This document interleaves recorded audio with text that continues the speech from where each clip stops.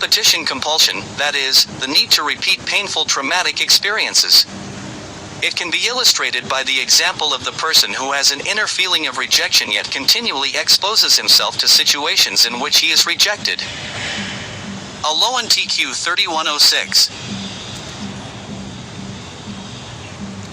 And the more troublesome version of the repetition compulsion is identification with the aggressor.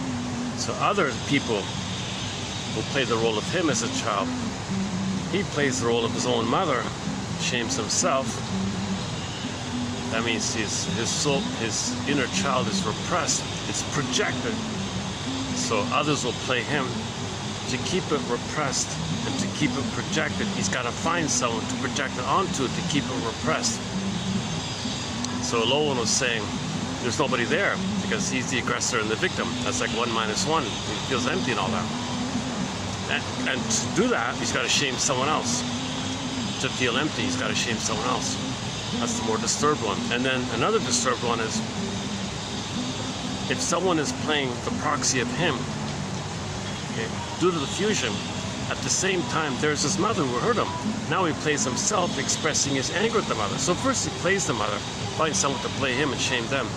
And then at the same time, hocus pocus, okay, the one he shames, he sees simultaneously there's his mother. Now he plays himself on his self side and discharges his hate and hostility towards the other person he just shamed. Now once again, hate and hostility is an SOS for love. So to continue his cry for love, he's got to find somebody to hate. Hate is a cry for love.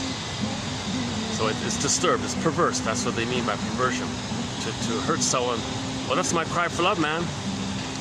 To hurt someone, that's perverse, that's disturbed, it's psychotic, it's sick, it's pathological, so on down the line.